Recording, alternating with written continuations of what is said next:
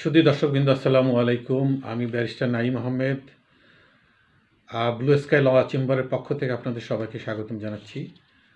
আজকে আমরা tactics and skills for successful negotiation এ সম্পর্কে সিরিজ অফ লেকচারের প্রথম লেকচারটি আপনাদের সামনে শেয়ার করতে চাই। দর্শকবৃন্দ, আপনারা অ্যাকচুয়ালি আমরা সবাই প্রতিদিনই কোনো না কোনোভাবে নেগোশিয়েট করি, এবং সেই নেগোসিয়েশনটা আমরা করি আমাদের নেইবার, সেটা হতে পারে আমাদের কলিগস, অ্যাসোসিয়েট, আমাদের স্পাউস বা ফ্যামিলি মেম্বার্স। এবং আমরা যখন কোনো একটা অ্যাপার্টমেন্ট ভাড়া নিতে চাই, if you want to buy a car or buy a house, অথবা we apply for a job or you give interview, for all those purposes negotiation matters, এবং আমাদের নেগোসিয়েশন করতে হয়। So there comes why we should understand the tactics and we should be skillful for successful negotiation. আমি আমার জীবনের একটি ঘটনা এই পর্যায়ে স্মরণ করতে চাই। আমি একটি স্বনামধন্য প্রতিষ্ঠানে জব ইন্টারভিউ দিতে যাই। তো প্রথম 2-3-4 মিনিটের মধ্যে আমি বুঝতে পারলাম যে they are going to select me. So they ask for salary, but actually I didn't have much information about their salary structure or their expectation, অথবা এখানে যারা বর্তমান এক্সিস্টিং এমপ্লয়ি আছে আমার সমান পদমর্যাদার, বা আমি যে পজিশনের জন্য অ্যাপ্লাই করেছি সেটাতে কীরকম স্যালারি থাকা উচিত বা হওয়া উচিত সে সম্পর্কে আমার কোনো ধারণাই ছিল না। সো যেটা হবার তাই, আমি আমার যে স্যালারি এক্সপেকটেশনের কথা বলেছিলাম সেটা তাদের আমার জন্য যেটা তাদের বরাদ্দ ছিল তার মাত্র 50% হবে, বা তারও একটু কম বেশি হবে। So I really failed. এবং আমার যেটা আমি প্রথমে নেগোশিয়েট করে সাকসেসফুল হতে পারি না, সেটাকে আমার পরবর্তীতে as soon as I realize I had to really work very hard, I had to struggle a lot, এবং fortunately due to my performance they raised my salary, and to have a satisfying salary I had to wait at least 4 to 5 years. So one can understand, if you lose yourself in a negotiation, then the consequence is sometimes enormous. So এই বিষয়টির উপরে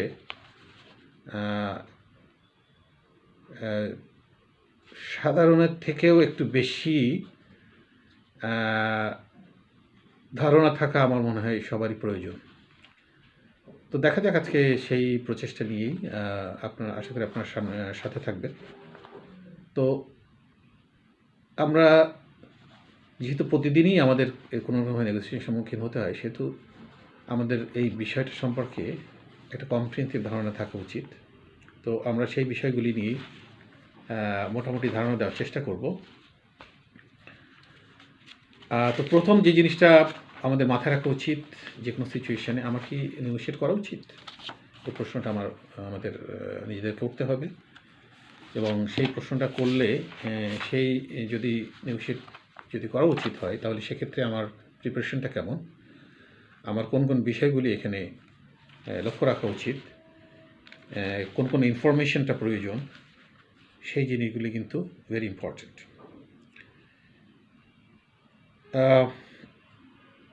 অনেকে মনে করে যে নেগোশিয়েশনটা is merely persuasion. To me is more than that. আমাকে persuasion সাথে অন্যান্য বিষয়গুলি কেউ খেয়াল রাখতে হবে। আমার দেখতে হবে যে what is the source of my power in the process of negotiation.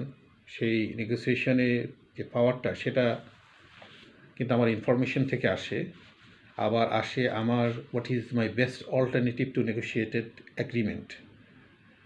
আমার যদি নেগোশিয়েট সেটেলমেন্টে আমি যদি ফেল করি, সেক্ষেত্রে আমার অল্টারনেটিভটা কী? সেই অল্টারনেটিভটা আমার যদি স্ট্রং হয়, then I become more powerful. আমার strength is much higher than the other person, than the other party. So naturally যাদের পার্টনারটা স্ট্রং বা তাদের স্ট্রেংথ বেশি, এবং দেখা যায় যে রিচ বা যারা পাওয়ারফুল তাদের পার্টনারটা বা এই best alternative to negotiation is much higher level. তার কারণে তারা কিন্তু একটা আপার হ্যান্ড সবসময় পেয়ে যায়। তো সেই আপার হ্যান্ডটা যাতে না সামটাইমস আমরা সেটাকে উইক করতে পারি, কিন্তু কোন সিচুয়েশানে আবার উইক পার্টনারটাকে আমরা স্ট্রং করতে পারি সেটা কোন সিচুয়েশানে, that is a bit technical issue, will not go into that for our purpose, but এই সম্পর্কে কিছুটা আইডিয়া থাকা ভালো, সেই জন্যই আলোচনাটা। তো এখন আরও দু একটি বিষয় একটু খোলামেলা বলতে চাই যে পজিশন বেসড নেগোসিয়েশন এবং ইন্টারেস্ট বেসড নেগোসিয়েশন নামে দুইটি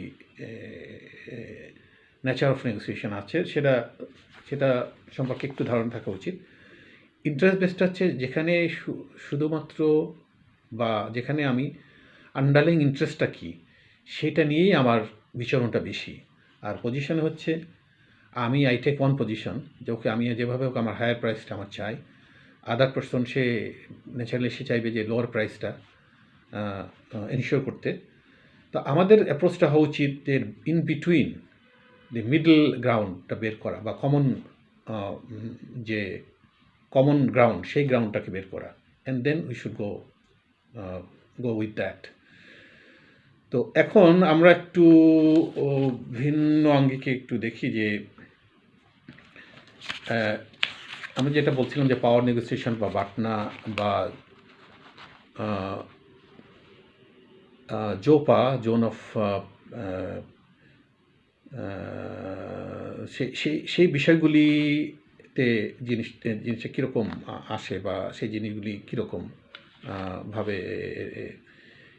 এর সাথে জড়িত, আমরা একটু টেকনিক্যাল দেখেও বিষয়টা আমরা নাইবা আলাপ করলাম। বাট ইন্টারেস্টিং কিছু ইনফরমেশন আমরা একটু দেখি যে there is in some studies the German negotiation এবং চাইনিজ নেগোসিয়েশনের মধ্যে, the Chinese negotiation they ask 3 times as many questions as German negotiation, which meant the Chinese negotiators are harvesting much more information to use in the negotiation. এখানে যেহেতু powers sometimes come from the information, so it was thought that Chinese negotiations were doing better than them. So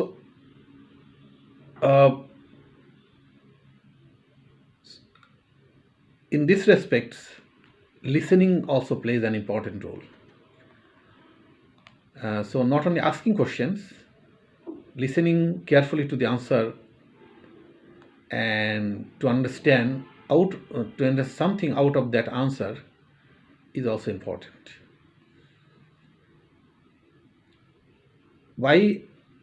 By asking questions, you can really understand if they have the alternative. If it is so, then how effective is that, or how much strength they have. All those you can find out. However, in other way, listening important because there is saying that God gave us 2 ears and 1 mouth, so we can spend more time listening than speaking. Having said that, আমরা আরেকটু analysing and planning for নেগোসিয়েশনে ফিরে যাই। আমরা Burton নিয়ে কথা বলেছি, দেন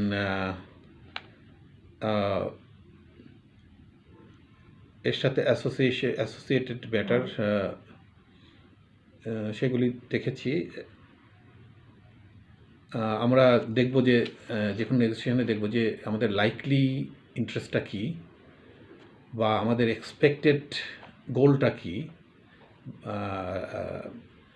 এবং আমরা মিনিমাম কোন লেভেল পর্যন্ত আমরা যদি অ্যাকসেপ্ট করি then we are safe for the day, সেই জিনিসটা দেখা, এবং আমাদের এক্ষেত্রে রিজনেবল যে গোল বা reasonable price what ever we say, সেটা বা কতটুকু, এই গোটা জিনিসগুলি কিন্তু মানে সর্ট আউট করা প্রয়োজন, বা সে এটা এটা এটা আমাদেরকে এটা সম্পর্কে হোমওয়ার্ক করা উচিত বা দেখা উচিত। তো দেখা যায় যে একটা সাকসেসফুল নেগোসিয়েশনে যদি আমরা স্ট্রেচ গোলটাকে আমরা নিজেদের মতো করে সাজাইতে পারি, বা স্ট্রেচ গোলটা যদি আমরা একটু লেন্দি করতে পারি, যে আমরা এখান থেকে এই পর্যন্ত আমরা এখান থেকে ম্যানুভার করতে পারি, বা আমরা যদি আমরা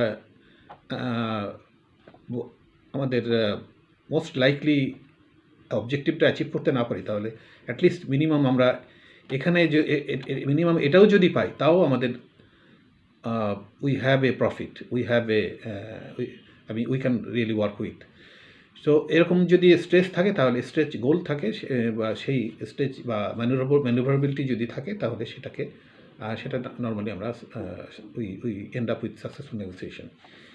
তো এক্ষেত্রে একটি উদাহরণ দিয়ে আজকে এই প্রথম সিরিজের লেকচারটা আমি শেষ করতে চাই। সেটা হচ্ছে আমেরিকান অ্যাথলেট মাইক টাইসন। সে তার একটা বাড়ি কানেকটিকাট ফার্মিংটনে 56,000 স্কোয়ার ফিটের একটি বাড়ি কিনে, সেখানে 18টা বেডরুম ছিল, 28টা বাথরুম ছিল, এবং সেটা যদি অ্যানাফ ছিল না, সে 3,000 স্কোয়ার ফিট ওখানে বর্ধিত করে, সেখানে 2 tyre of dancing floor, 200 TV screens etcetera এগুলি দিয়ে সে ডেকোরেট করে। সে এই বাড়িটা 1997 কিনেছিল $2.7 million দিয়ে। For some reason he decided to sell it off. So in the very next year এসে এটা দাম হাঁকে তখন $22 million। And not surprisingly, there was no one to buy the house. So পরের বছর he had to backtrack rather, and সেটার দাম কমিয়ে $12.9 million নিয়ে আসে। তারপরেও he found no one to buy. So next year সে এটাকে তখন he decided to lower the price and come to $5 million only. Still there is no one.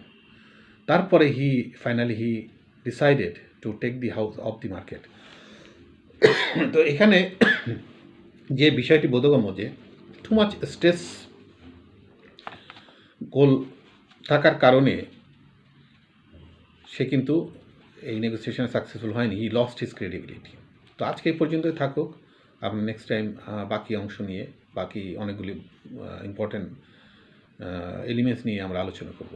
ভালো থাকবেন আপনার সবাই, ধন্যবাদ।